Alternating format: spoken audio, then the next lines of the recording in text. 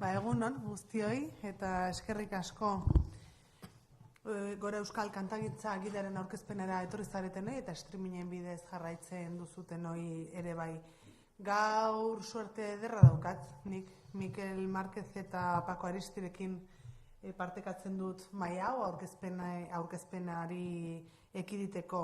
Gida hau gure kultura ondarearen transmisiorako tresna oso baliotsua dela aurkeztera. Gatoz gazteek Euskal Herriko musika esparru aberatsa ezagutzeko eta ulertzeko aukera paregabea eskaintzen duelarik. Euskal musikaren historian barrena egiten den bidai bat izango da gazteek gure kantagintzaren erroak eta bilakaera ulertzeko modua. Jakin badakizute kultura egitasmoa martxan daukagula jada 4 urtez, eta kultura eskola egitasmoaren barruan kokatzen den kantagintza gida dugu hau ere bai. Sensibilitate artistikoa garatu, irizpide propioa sortu eta begirada kritikoa lantzeko erronkarekin. Kantagintza hizkuntza unibertsala dela, ere jakin badakigu, baina ezin dugu ahaztu ahozko tradizioak eta beraz kantua gizateriaren lehen historia dela. Gida honek ikuspegi sakona eskaintzen digu hasierako abesti tradizionaletik ez doka mairu mugimendura, euskal rock erradikala, bertsolaritza eta gaur egungo plataforma digitalen eragina barne hartuz. Beraz, ikaskuntza prozesua aberastuz. Eta nik besterik gabe, uste dut Paco hori pasoko diodala hitza, eta gero Mikelek berak sakonduko du, galderarik izango bazen dute baita. Bale. Egun on denoi, liburu Mikel Marquezek eta bion artean egin dugu. Esan dezagun, ni zaharragoa naiz, eta orduan alde aspaldikoa eman zidan, lehen zatia eman zidan niri, eta pixka bat gaur eguneko mugimenduak eta taldeak, eta azken bi hamarkadatakoak berak ondo ezagutu dituena, gaina zuzenean, kantaria den unetik, horiek berak egin ditu, orduan 2 zati egin ditu, geho liburuan bat eginik daude, ezta? Baina hor bakoitza bere inpronta ezarriko zion. Eta lan hau proposatu zitzaigunan, gue galdera izan zen, euskal kantagintza, baina noiztik? Noiz hasita, ze epetan da bar. Oso ezaguna da gaur egun, honetan ziten denean, mundu guztiak ez doka 13 aipatzen du lehen da bizi, Michel Abageri, aipatzen du eta hortik ahatzea. Ja, ez da Ruper eta rock erradikala eta bar. Horren gu pesatu honen, atzera joatea, azken batean, herri baten kultura ez delako ezerezetik sortzen da denbora askoan pilatu den jakinduria kultural baten ondorioz, mende askotan garatu izan dena, garai bakoitza zeuzkan tresnak erabilita. Eta horren, pixkat, prospekzio hori egin genuen eta aurkitu genuen duela 30.000 urte ere bazela musika, Euskal Herrian ez dakit, Euskal Herria bazen garai hartan, baina Isturitzen, Aitzuloan aurkitu zuten flauta bat, 30.000 urte dauzkana, beraz, garai hartan, historia horrean, ja jendeak batzuek musika jotzen zuten. Suposatzen dugu, kantatu ere egingo zutela. Gero, jauzi handi bat eman da, hortik iritsiko gineke, ja ezagutzen ditugun lehenengo baladak, euskal baladak, mende askotan ez dago informazio horiek ez dago zer jasoa, beste kulturetan ez dago bezala, eta ja, hortik pasatzen gara lehenengo baladak, 15-16 mendeko baladak, Europan modan zegoen genero bat, hemen ere lantzen zen, bidaiarien bidez, eta bar. Eta hor aurkitzen ditugu, bere Terretxearen kantoria. Baladarik zaharrena Milia Lasturko da, dataz horrela dago, baina garaitsukoak dira, bere Terretxerena, eta borrodatzen ari nintzen, eta beste hainbat balada, gure taldek berreskuratu dituztenak eta beraien diskoetan grabatu dituztenak. Balada horiekin batean, iritsi zaizkigu ere kopla batzuk hartazuriketan eta alako ofiziotan, baserri giroan, kantatzen zirenak, eta gero ja hortik iritsiko unake ja 18. 19. mendera. Eta balada hauek anonimoak dira, ez dago egilerik, ez dakigu, baina ja 18. 19. mendean ja hasten gara ja izen konkretu batzuek ezagutzen. Adibidez, Etxaun, nola zen? Etxaun... Piertopet. Piertopet Etxaun Barkoxekoa. Etxaun Barkoxekoa kantaria, kantu sortzailea, eta ja badakigu Etxaunek zein kantu sortu zituen. Eta arekin batera, nahiz eta kantariak ez izan, bai bersolariak, eta oso kantatuak izan direnak, Bilintx, Otaño, Xenpelar, ja hasten da ja kantua edo bertso sorta ja egile ezagun baten zigiloarekin. Eta horien tartean agertzen da balako erraldoi bat, eta hori da Jose Mari Iparragirre 19. mendean. Iparragirreren kantak gaur egun ere, oraindik ere, kantatzen dira, eta bere bizitza eta bere historia oso nobleskoak eta oso ezaguna dira, eta merezi du baita ere gogoraraztea ikasleei. Eta ja, 20. mendean sartuko inak, eta justu 20. mendean sartzen garenean, 1900 urtean, aurkitzen dugu Parisen grabazioa, Parisen erakusketa universal bat egintzen urte hortan, eta norbaitek, izenak eta hor daude liburuan, ez ditu nioen danagoan, norbaitek gramatzuen gramofono bat, edo grabagailu primitiboa, gare hartakoa, eta ara agertu zien herrialdetako kantak grabatu zituen. Eta justu euskaraz ere grabatu zituen, ez da lau, 6 kanta edo zer diren. Eta Bibliako pasarte batzuk. Bibliako bi pasarte, norbaitek irakurriak. Bai. Hor dago adibidez, interneten daude, grabazio oso britxa da, Maiti Anuntzira, kantua hor dago. Eta oso bizkor kantatzen du, emakume bat agertzen da, kantatzen Maiti Anuntzira, guk kantu hori makal ezagutu dugunean, Abes Batzak eta Imanol Beak ere kantatzen zuten Maiti Anuntzira. Duela urte, bizkor, iaia dantzarako ezala kantatzen zuten. Eta hori da 20. mendean sartzeko aukera ematen diguna, eta ja, lehen grabazioak arbelezko disko zaharaietan eginak agertzen dira urte horretan. Eta horti ja, beste jauzi bat egiten dugu, ze jauzikagoaz, tartean frankismoa gertatzen da, frankismoa dator, eta frankismoak ezartzen du debeku orokorra, euskal kulturaren gainean, kantagintzan, euskaran, antzerkian, denetan, eta urte batzutan, gainbera izugarrean ozitzen du herri honen kulturak. Eta gero berpizkunde bat gertatzen da, 1960 urtean. Eta hor, Michel Abgeri iparraldean hasten da kantu batzuk egiten, gitarrarekin, Iparragirreren moduan, grabatzen ditu disko txiki batzuek, horiek hegoaldera iristen dira, eta pixka horrek inspiraturik, hegoaldean sortzen da kantari talde bat gazteak direnak, garai hartan, 22 eta 3 eta 4 urteko gazteak, eta gazte horiek deitzen dira, Mikel Aboa, Benito Lertxundi, Lourdes Iriondo, Xavier Lete, Jose Angel Irigaray, Julen Lekona, eta biltzen hasten dira, zer egin dezaketen, eta eztabaidatzeko, eta hori bataiatzen da Esdok Amairu bezala. Hor ja sortzen da mugimendu Esdok Amairu, eta Esdok Amairutik aurrea, ja esan dezakegu oinarria ezarria geratzen dela, euskal kantagintzarena, hortik aurrera bide luze bat egin dezan, Esdok Amairukoek egiten dute. Tradizioa berreskuratu, eta kantu horiek modu berri batean eskaini beren diskoetan, egiten dute kantu protesta jarraituz, kantu berriak sortu, garaiko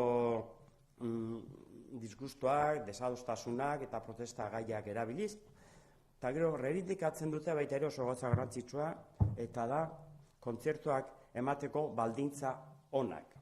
Baldintza profesionalak izatea, eta kantaria duintasunez tratatu izatea. Eta horiek ezarrita, hortik aurrera, ezagutuko ditugu, kanta molde asko, estilo asko, eta nik nire epea bukatzeko, esango du, Franko Ilonderen folk taldeen loraldi bat izan zela, Aizea taldea, Izukaitz taldea, Oskorri ere sortu zen, eta gero Ruper Ordorik etorri zen, 80. hamarkada horren hasieran, Ruperrek pixka berritu egin zuen, kantautorearen figura, eta gero ja, 80tik aurrera, rock radikala deitzen dena, euskal rock radikala, naizte izena espainolez jarri zitzaion, rock radikal basko, RRV, gero itzuli egin izan da, eta euskal rock erradikala.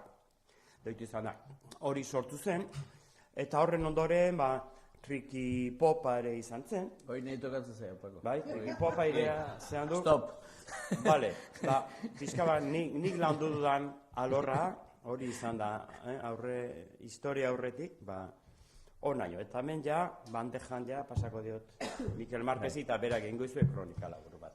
Pako dinosaurioen garaian jaio zen, ez? Eta ordutik honako garaia laburtu digu eta bar, eta ni 71an sortu nintzen. Eta kantatzen, lehendabiziko aldiz, 88an, oroitzen dut, lehendabiziko nire izena kartel batean, ez? Orduan, ni, klaro, sartu nintzen justo, hor kantagintzara, kantuak egitera eta kantuak ematera, hortxe, rock radikal hau, martxan eta oso gogor eta indartsu zegoen garaian, ni gaina errenteriakoa naiz, eta baziren, talde esanguratsuak, eta, kortatu Irungoa, eta gure buelta zen, gure divertimentua tabernetan, txosnatan, festetan, zen talde guzti hauekin, eta pixkat ni hor txertatu nintzen, eta hortik aurrerakoa, bizi izan dut, lehendabiziko zean, pertsonan edo, interaktuatu dudalako jende desberdinarekin, ez? Nik ez dizuet kriston rolloa sartuko, ez dut aletuko hemen azaltzen den guztia, ze azken finean, gida hor dago, eta hor dago atal bakoitzaren laburpena, baino bai aipatuko dut, nire kasuan, errok radikaletik hasi, ez, garaitxu hori laburtu edo behintzat, saiatu garena kasu honetan da 4-5 idea oso garbi jartzen atal bakoitzean, ez kriston ez tesia egiten baizik eta oso gauza konkretuak jartzen, ez? 4 gauza behintzat ondo jarriak eta klabeak direnak, autore batzuk aletzen, eta gero galde sorta bat ere badago atal bakoitzaren amaieran, ezta? Irakurri den hori pixkat ondo ulertu den, edo gauzak nahasten diren, eta pixkat hori irakasleek edo danadalakoek aukera izan dezaten, testatzeko ze puntotaino heldu den informazioa ikasleen gana, ezta? Eta, nik rock radikalaren aroa landu dut, gero etorri zen, esango genuke, 80ko hamarkada hontan halako aniztasunaren garai bat, zeinetan iaia munduan egiten ziren musika estilo guztiak ez baldin badira ere gehienak heldu zitzaizkigun eta euskeraz ezagutu ahal izan genituen. Gero Pakok aurreratzen zuen trikitixaren boom hori ere oso garrantzitsua izan da, ze horrekin batera etorri zen udako kantaren fenomenoa ere, ez? Hemen, pixka bat hori, ez, festa guztietan eta emuistazuz musutxuek eta txampon baten truke eta guzti hori, ez, izan genuen, ez, horrek ere ekarri zuen alakoxe, instrumentu tradizional bat eta, ez, herri musikatik zetorren joera bat, musika modernoagora, ez, ekartzeko aukera hori. Gero literatura eta kantagintzaren eta bertsolaritza eta kantagintzaren arteko interakzioak ere landu ditu hor 2 kapitulotan, ez? Garbi dagolako, azken finean musika kantatua, kasu honetan euskaraz egindako musikaren laburpen hontan, ez? Hitzek egiten dutelako euskal, ez? Azken finean, ez?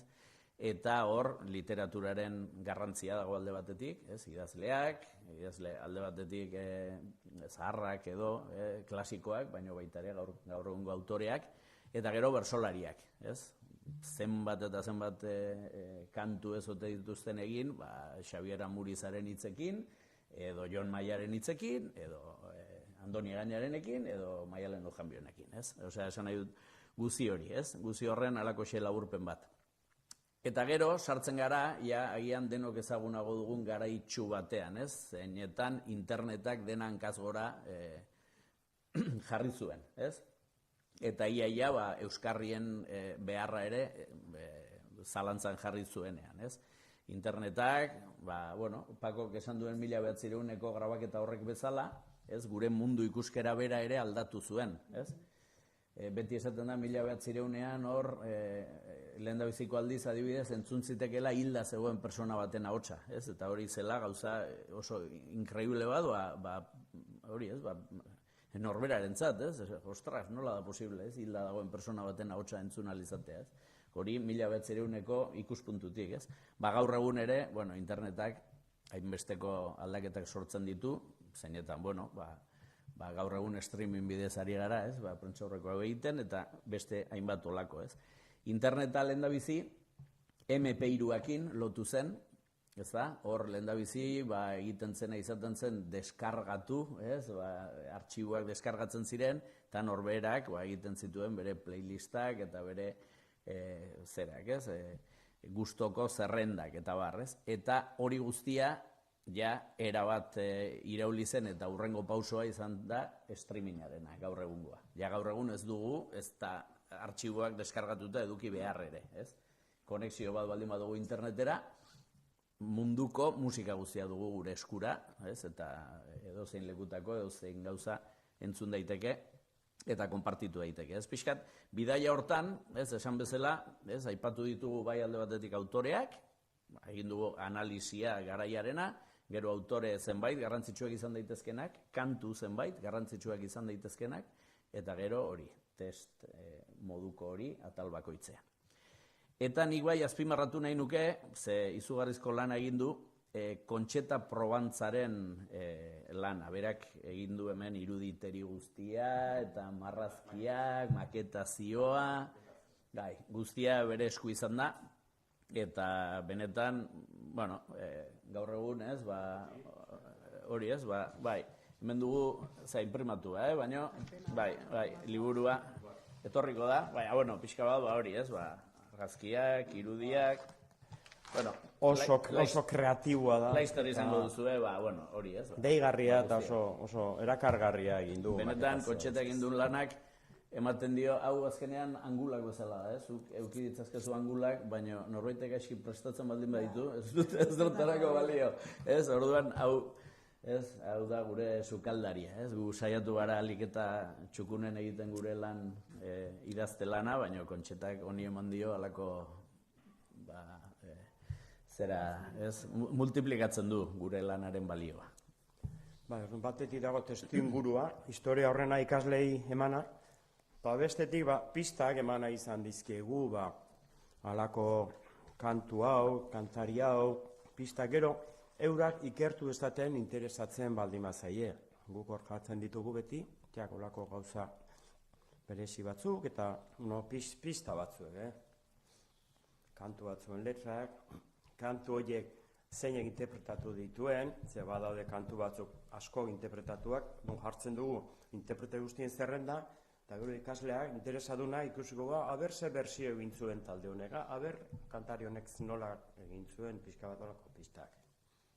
Beraien jakinaia ere piztu nahi izan dugu. Oso, eskerrik asko. Ikusten zuten bezala oso kompletoa, nik uste dut askoren jakin-mina bintzat esnatu dezakena, eta, bueno, pena. Prentsaurrekoa izatea eta denbora gehiago zaukitzea zuekin sakontzeko, hainbat gauza kontatzeko eta ezagutzeko ezati galderarik dagoen. Galderarik, streamen, ez? Mila esker. Eskerrik asko.